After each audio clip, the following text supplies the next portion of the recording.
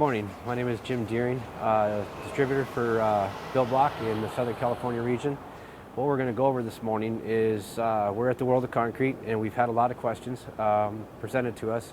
Why is BuildBlock the block of choice? Why is it more user-friendly than the other blocks that are out there? And what is some industry standards that I use on a daily basis with some of the California type of production framing, and taking that background that I have in production framing and actually bringing forth more of a simplified way of commonology as far as working with the corners and the standards and working with your subs and making the block come together so that it's not just you, the installer, or the owner, the builder, just taking care of what we need to take care of as far as ICF, but also as far as the subs that come behind us, mainly our drywall, our stucco, siding, and to explain how best this works with any case scenario, any slab, any dimension, and any amount of corners, and how with the 1-inch module that we have here with BuildBlock, what we're capable of doing with the 1-inch module. As far as California type framing production, all long walls get the plates going long to long, and all the short walls, we cut them short and work them within the walls. So I have developed a system in the ICF to do the exact same thing. So we have long corners, we have short corners. So you want to come in down to a block and look at the long corner and the short corner. All ICF has a short corner and a long corner. And using that short corner or long corner into a common system, a plan,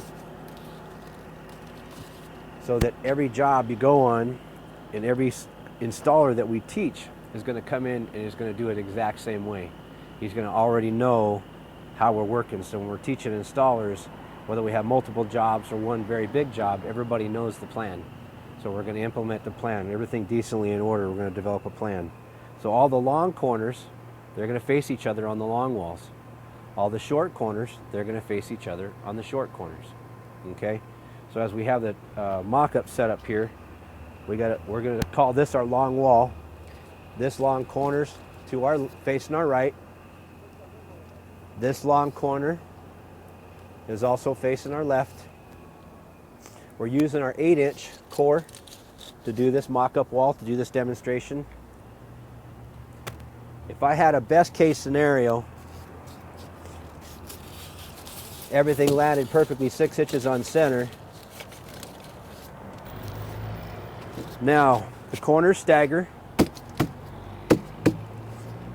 You don't pound on them, beat on them with your fist, because you'll bend the nubs. I'm going to come over here and set again the corner in the opposite direction.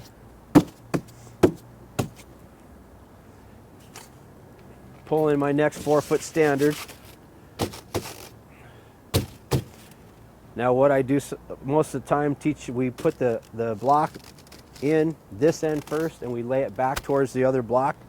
It seems a little backwards, but it fits best, it goes in best, locks in best. Okay, so if this was best case scenario, we'll then take the next block and just lay it up against the existing hole. Draw my line where the cut needs to be made. Now on the BuildBlock, we have a tape measure already on the block. This ends up getting cut on 42 inches or at 42 inches. I will then roll over the block. I will do again the line so you can actually see where your cut's at. I'll actually cut my block here on the block itself. Use a typical 10-inch pruning saw. I like the longer one, they have shorter ones. This causes the least amount of trash. The teeth are actually cut to the inside, so they are very sharp, but they don't feather out, so they're not creating a lot more foam when you're making your cut. Okay, so it's the least amount of trash you can cut when you're cutting the ICF.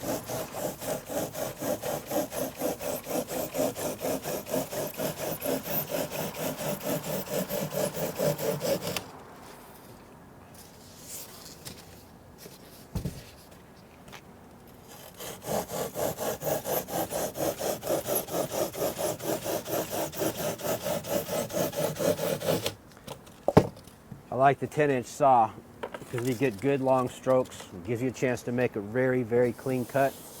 Okay, very square, very straight. I'm going to take this block and fit into this opening.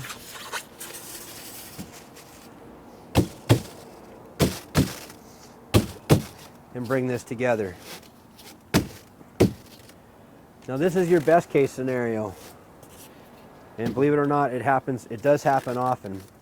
Notice that all your webs are lining up.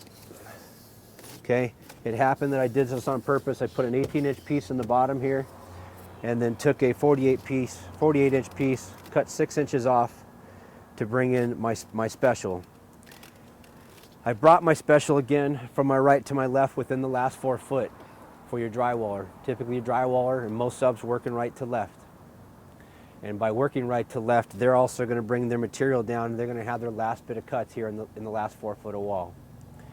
If there was a window or a door, you would make this special over a window and under a window or over a door, because you want the least amount of cuts when you're actually laying out your ICF. Okay, now I'm going to go with the not so perfect layout.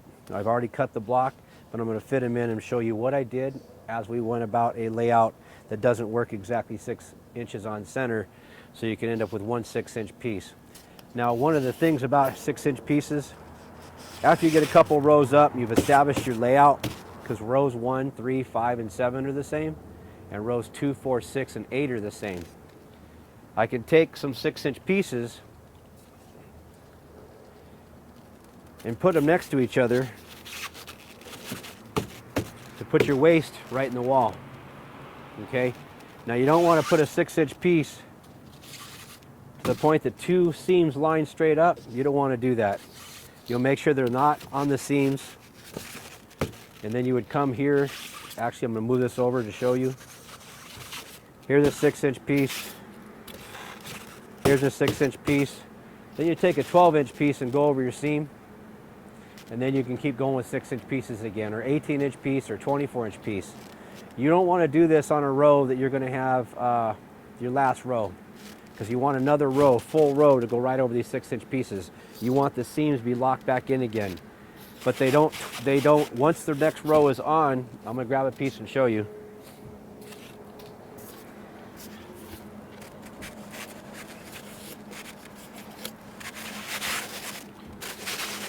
Once the next row is on, that'll hold during concrete. So you definitely don't let the seams line up when you're putting in your 6-inch pieces, and make sure that they have a piece that's going to bridge that seam as if it was a full piece. My recommendation on your 6-inch pieces or your 12-inch pieces is in row 4 or row 5, just before your last row if you're only doing 6 rows, which is 8 feet. So now we're doing the not so perfect case scenario. Here's my measurement off my first row. Here's the piece that I have left. Okay. Now what I've already done, I've already positioned the ends, because let's say I'm thinking we're going to do stucco. I've already kicked the corners out just a hair, because when just a minute ago this was slightly in, it's not on a module. Okay, so what I'm going to do is I'm going to kick the 2 corners out, hang them about 1/8 of an inch off of your slab, which is no big deal for your weep screed. It'll work just fine. So now I'm going to mark again where we're going to cut.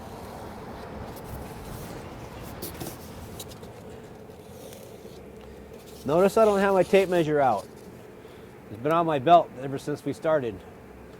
Okay, so you can do this and do your layout without ever pulling your tape measure out. Okay, so you can measure it if you want, but you don't need to. Again, the numbers are on the face of the block. This is at 16 inches. I'm going to bring this up. We're going to cut at 16 inches.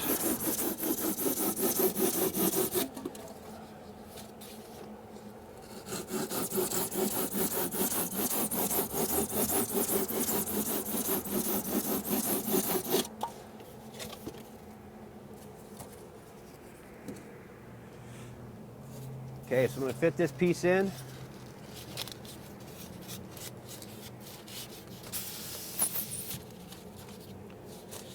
Okay, again, I've brought my cut out of the corner.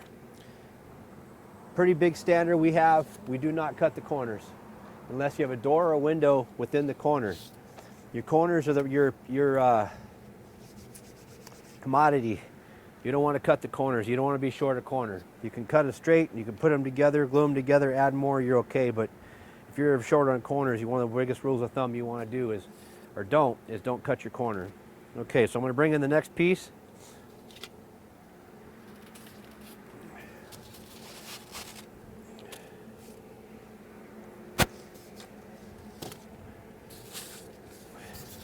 I've already cut these. We did a demonstration yesterday morning. Now I want to show you something. My last web right here, that's going to be my last full web. You're going to watch it line up. Here's also my other last web coming right to left and left to right.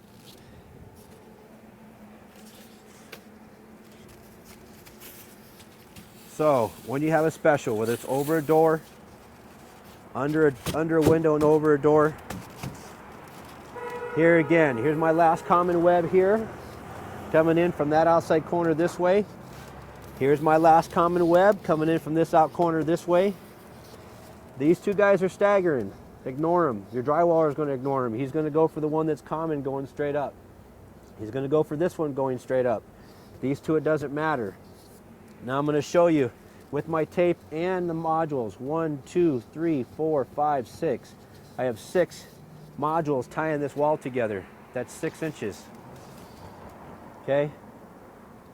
That's pretty standard. Notice I cut this way on this one and this way on that one to get an overlap. Your drywaller is going to ignore it. Your stucco guy is going to ignore it because they're going to both come from this outside to the inside corner. Again, with no openings in your wall, you'll do this in your last 4 foot because that's where they're going to cut their drywall. It's pretty standard. They're pulling everything right to left. Obviously, we just have a little mock-up wall here. But in a house condition or a commercial condition, the longer the wall, the more speed they're going to get going right to left. Again, you want to save your drywall and save your subs and invite them into the scenario as far as working with insulated concrete forms and BuildBlock. BuildBlock has a 1-inch module. Because of that 1-inch module, when you're splitting the slab outside to outside, you're splitting the slab. That's half of what you're splitting it. Now that's what you're going to have hanging over or hanging in. If you have stucco, you'll let that hang out. This is worst case scenario, because remember, you're splitting it from end to end. Taking half the module and splitting it again. If it's going to be siding, you're going to bring it in and let it have the lip of the concrete stick out a little bit.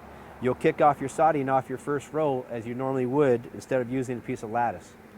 That's the benefit of having the 1-inch module. And having the egg crate, and as small as these are, some people say, what if concrete gets in there? You just put duct tape on it between your pores. But having this surface is a benefit for pouring and having that 6-inch lap, typically minimum 6-inch lap, as far as what you're going to have holding with the nubs coming off the top of your ICF. Now the BuildBlock ICF is fully reversible. The corners are fully reversible. The standards are fully reversible. You can flip it either which way you want. It's got a tape measure on it, top and bottom. It has horizontal lines perforated every 4 inches, and it has a solid line in the middle that allows you to cut this block and flip this block for your top course, or you would cut a special row on your bottom course to figure out where your joists are going to be if you're going to do more than one floor, multi-floor, and especially if you're going to do an insulated concrete deck like Build Deck. Some of the attributes as far as our block, we have an 1.5 inch wide web on our regular block. Our webs are 6 inches on center versus 8. That was a small change for me, going from a 8-inch on center block in the past, and found that on my pour days now are very comfortable. And notice when we finished these walls, there was no plywood on it. Okay, ready for pour. Needs rebar obviously, but as far as the block is concerned, we're ready for concrete. No plywood needed. So we want to thank you this morning for taking the time to review this and look at some industry standards that we've developed. And we look forward to being with you and for you with us on your next project.